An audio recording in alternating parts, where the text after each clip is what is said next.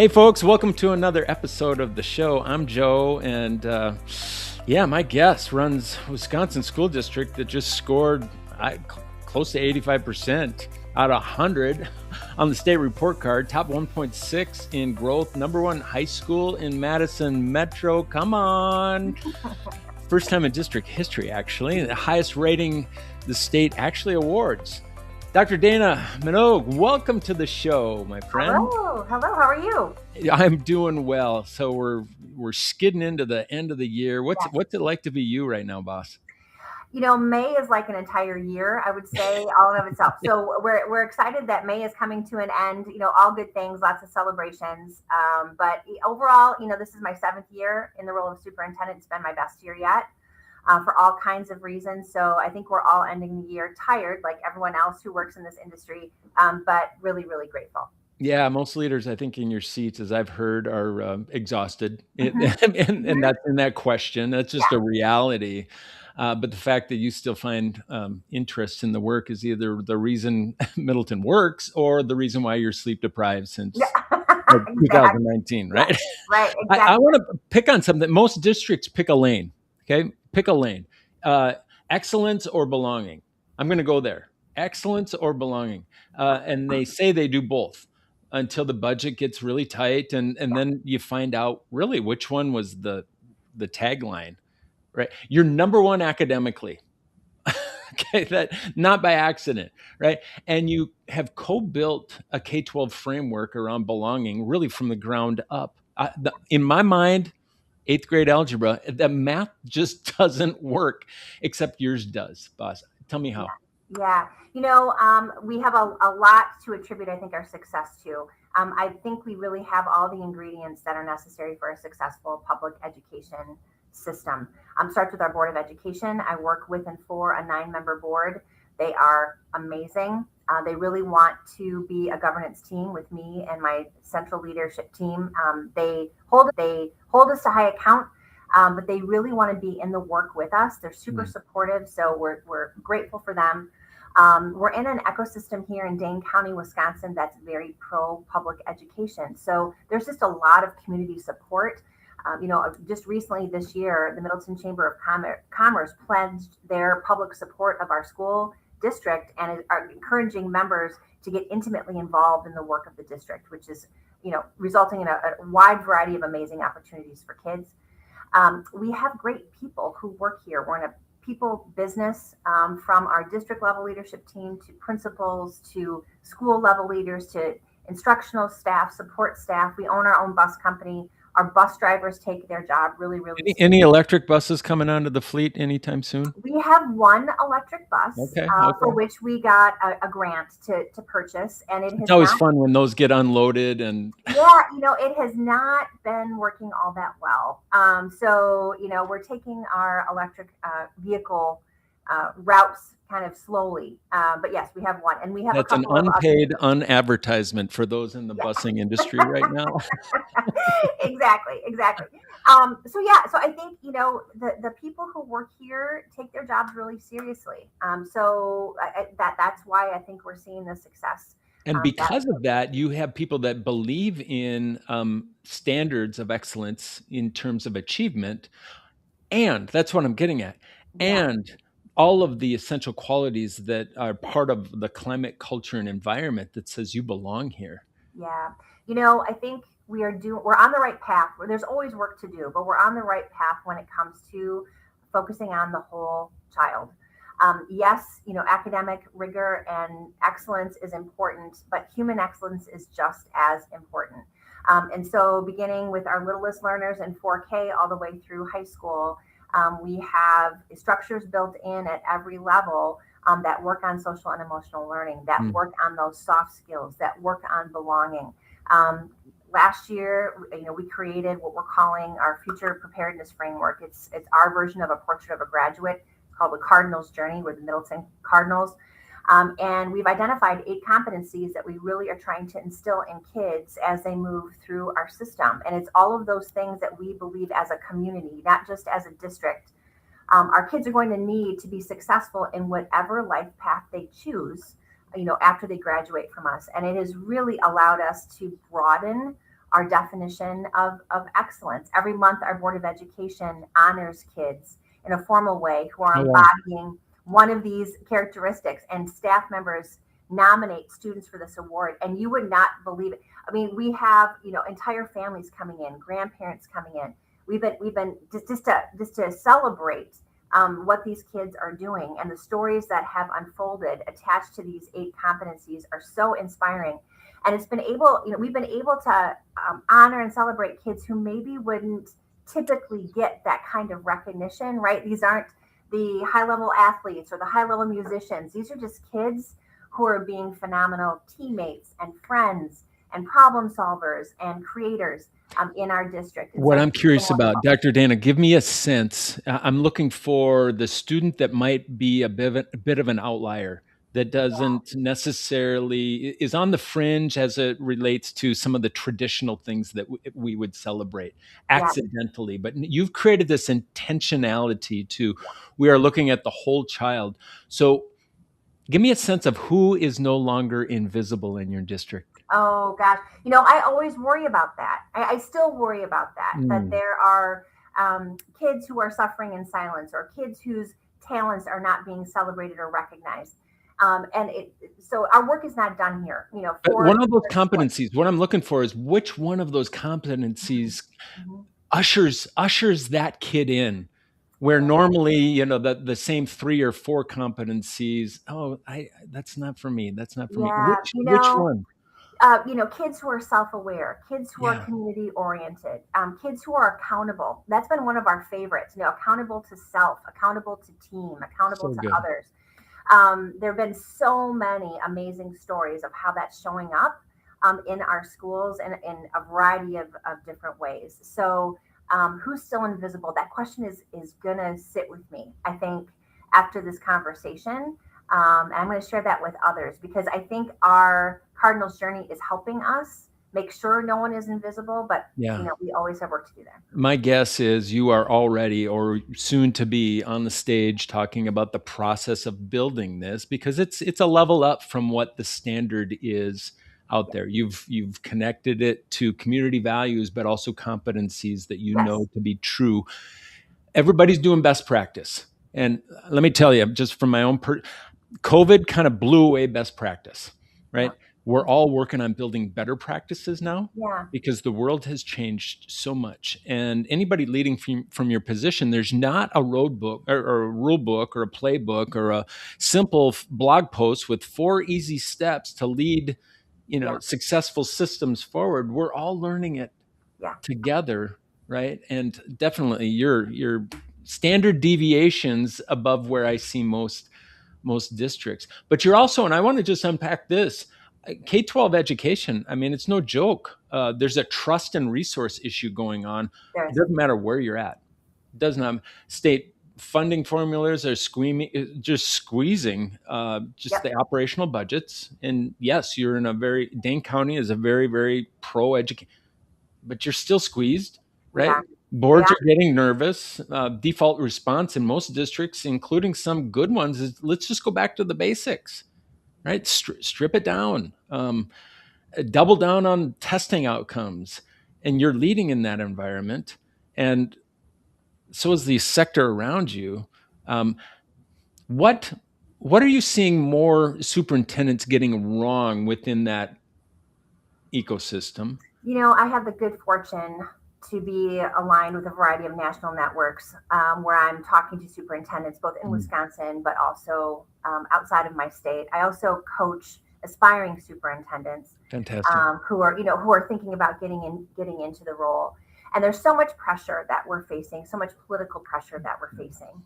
Um, some of it self-imposed, some of it is imposed on us. There are a lot of reform efforts that are happening out there. I think many of them with good intentions, but with really negative unintended consequences. Mm, And I think the most successful superintendents that I try to emulate, that I really look to for inspiration, are those who've figured out how to communicate across difference, how to truly listen, regardless of your political affiliation, how to be open to feedback, even from unlikely sources.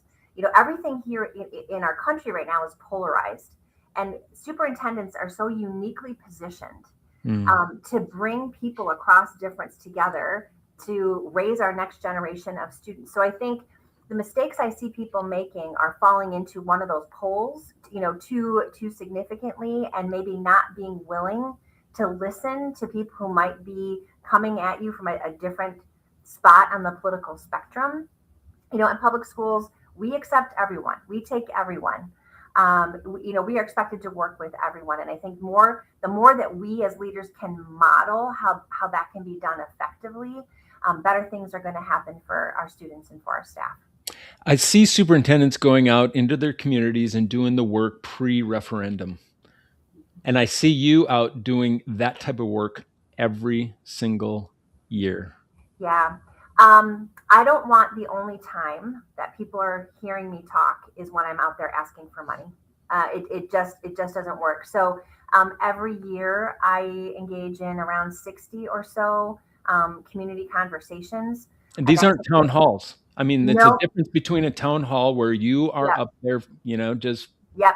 It really is more homey and more personal than that. mm, It's an opportunity for me to share what we're celebrating, frankly, what we're struggling with, to hear from people, their thoughts, their questions. I'll talk to anybody who will talk to me, from a coffee clutch in someone's home, all of the service organizations, all of our PTOs. I'm out there a lot. We just did a community survey. 70%, just like in every other district, 70% of our community is not directly tied to our schools, but they're taxpayers. And yeah. so we really do a lot to inform that we call them the 70 percenters. We did a community-wide survey very recently. More than 80% of our community values strongly our school system. That's a crazy positive metric.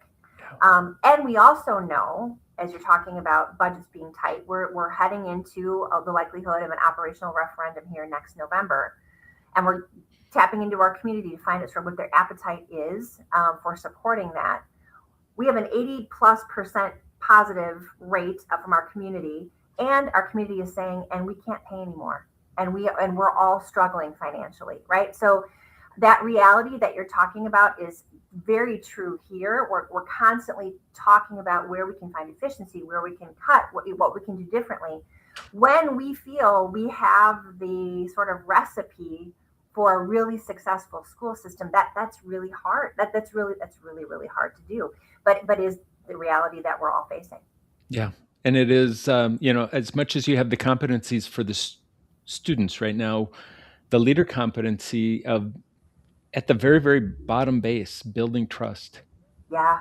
It takes time. And that is something that not all leaders in your position actually have that competency at mastery level. It, We're schooled through observation of how the office has worked in the past.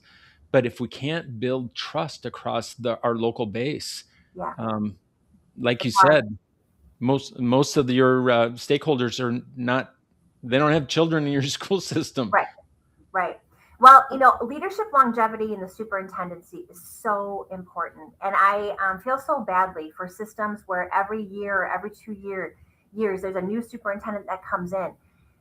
That is terrifically hard on the system. Nothing sticks. What is the average in the state of Wisconsin? Is Oh there gosh, a number on that? I feel like it's around 2.3 years or something So like less that. less than a contract, if a 3-year contract. If you're, yeah, so that's really hard. And I think my board and my community, this is my first superintendency, so I've grown up in the position, learned a lot, reflected a lot. I'm sure made a ton of mistakes. My board and my team has been patient with me. They've supported me. My first year in the superintendent was the year COVID hit. So my first 2 years, 3 years are just a blur because we are all just surviving. Yeah. But I think I see systems where there is that longevity and that strong relationship between the superintendent and the board and the community, and that's where great things are happening for students and for staff and for the community at large. How important? I want to go back to the Cardinal journey. Yeah, yeah, Just explain to me a little bit from like classroom level, right? yeah. What does it look like in a school building on a Tuesday? Right. right? Not the language, but what is the teacher Yeah. doing differently that would be so obvious for somebody Yeah, walking by? I am so proud of our schools. This is our first year of implementation. You put something wonderful together, you make a great plan, and you're hoping that it sticks and that it means something. And it really has. We had some good conversation about like with this initiative, what's going to be tight, what's going to be loose. Hey, friends, quick question before we get back to it. I know that you have talented people on your leadership team, but is your team actually performing to its full potential? Most aren't, and most don't know why. The Team Intelligence Assessment is a solution to change that. Find out where your team stands at higherperformancegroup.com. Go to find your starting point to get started today, or click the QR code in the screen right here. All right, back to the show. And there's a lot that is a little bit loose and up to individual principals and school-based leadership teams. Give me a sense of what is tight. What is tightly coupled?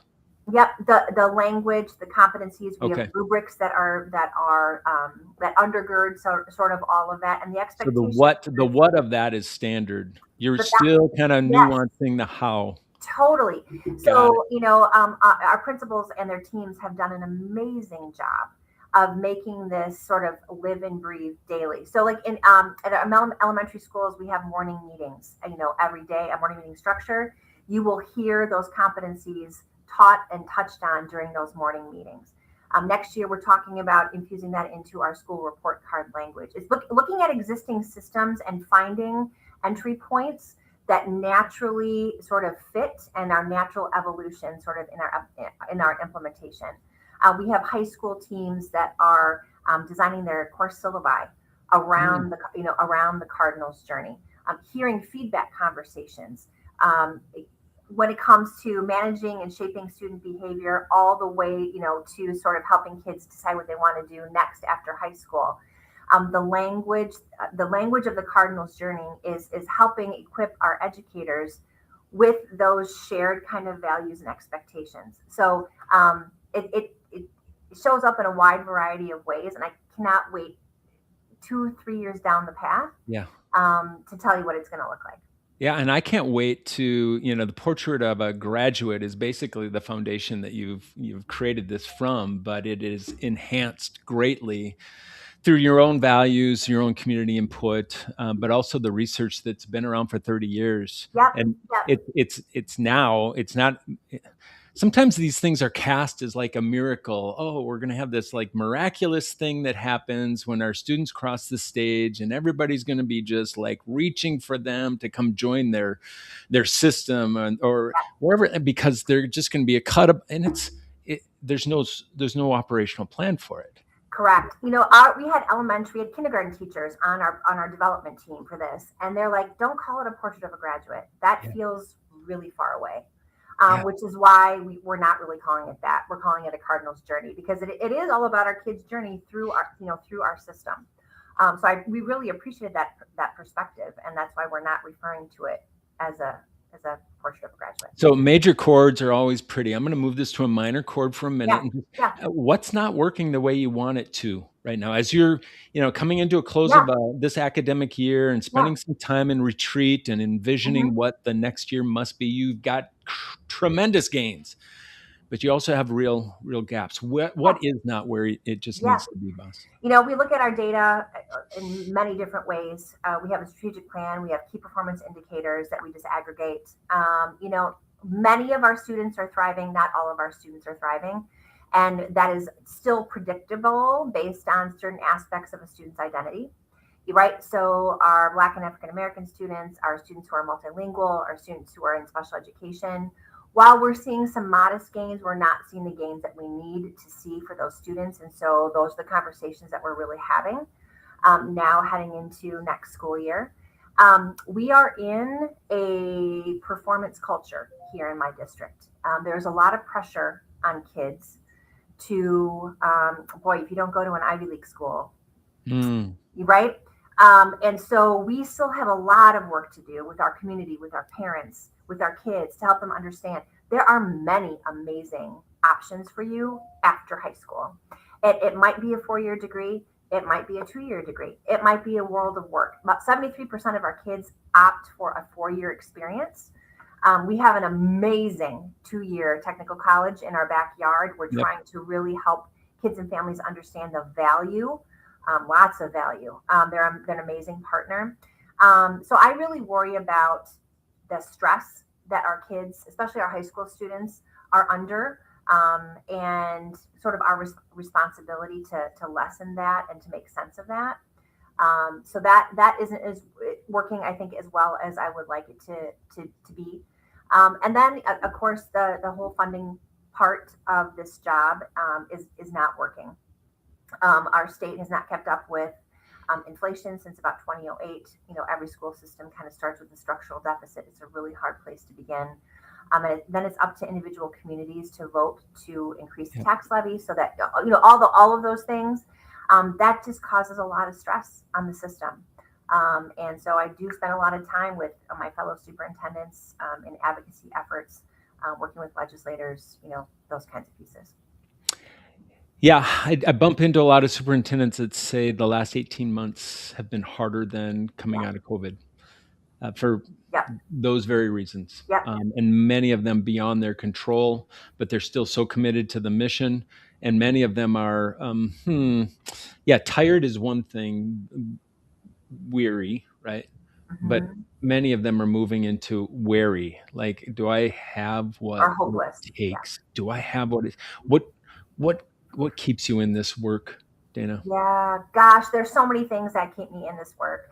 Students, number one. Mm. My district is, I think, the perfect size. We have 7,300 students. We have 12 campuses. This morning, before I talked to you, I was in three of our schools. I can be in schools a lot. I interact with students a lot. I have a superintendent student advisory group at our high school where I meet with high school students once a month. I prioritized really listening to kids and student voice. As a superintendent, it informs my leadership every single day. Yesterday was an amazing day. It was a day of learning celebrations at our high school level, where I was listening to kids and talk about the work that they've done this semester. Just on Our kids are brilliant, and they care. They care about each other. They care about our future. They care about all the things that we care about. So that knowing that I'm working with other people to really have an impact on the next generation keeps me in the work. I work with a phenomenal team. So just having the privilege to Mm. be around such brilliant people, that inspire me, inform my thinking, that keeps me in the work. I think it's just also just a weight of not a weight, a privilege of responsibility of this position.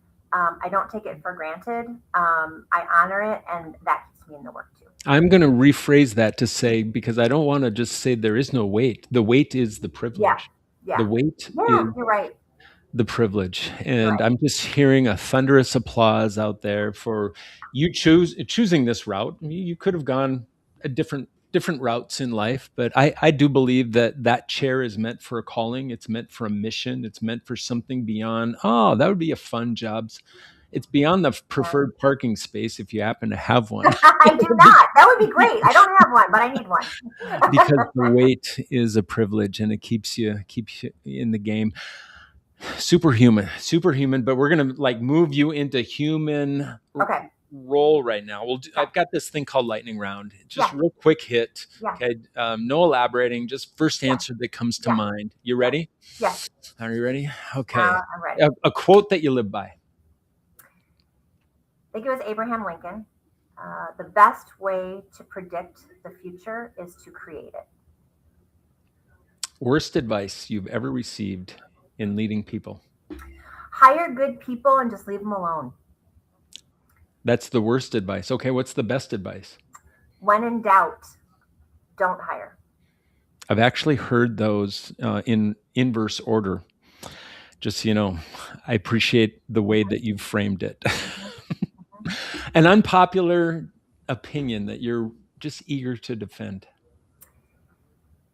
I really think in education, especially, well, middle school, high school, elementary school. Our kids are so capable. And I worry that we don't hold high enough expectations for them. And I think the more we can take the ceiling off for kids and give them the reins, give them support, coaching, and guidance, but really allow them to lead their own learning, to problem solve, to fail, to make mistakes, to learn from those. I think they will continue to amaze us. You know, we are building some pretty innovative programming at our high school level where this is sort of the driving force behind what we're doing. And every time I am with students and a group of students, and they're sharing with me what they're doing, what we're the experiences that we're giving them, the business partners that are working with our kids, to a business partner, they come to me and they're like, Dana, I had no idea high school students could do XYZ. So I think we have to just let go of control, and give kids really authentic, amazing experiences while they're with us. Anything you've changed your mind about recently? I change my mind all of the time, because I'm surrounded by such thoughtful people who have the courage to offer other opinions, a dissenting opinion, a different voice. I would really love to come up with an example of a decision. Oh gosh, a decision I've made or a decision I've changed my mind about.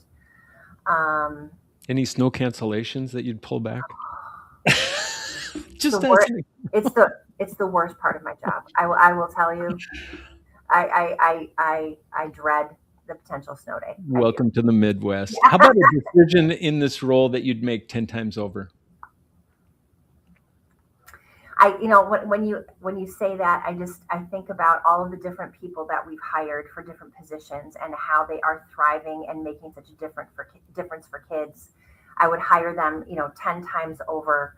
I think about the Cardinals journey work that we did. That I did initiate that, here in our district, and I co-facilitated the development team with a board member. It was the first time a board member and a superintendent had ever co-built with a team something in our district. I would do that 10 times over. We do a community connections breakfast series once a month where we invite captains of business and industry to join us once a month for breakfast, and we teach them about one aspect of district operation, kind of bring them behind the curtain. And we just finished our third iteration of that. Because of that, we create all of these champions for our district and all these key communicators in a variety of networks. This was an idea that I acquired. No, I admired and acquired. I didn't steal. I admired and acquired I love that.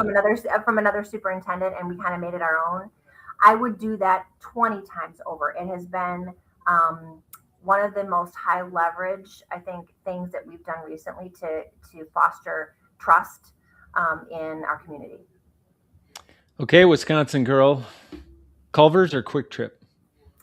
Oh, they're both so good. I would say Culver's, just because I'm a big fan of their cheese curds. Nothing better than the custard there too. Guilty pleasure that you're slightly embarrassed about? Can we go there? I like to binge watch just a good mindless show. Right now, I'm watching Widow's Bay. If you know, you know. Check it out. It's a great show. Widow's Bay, another unpaid advertisement. If you weren't running the district, what would you be doing?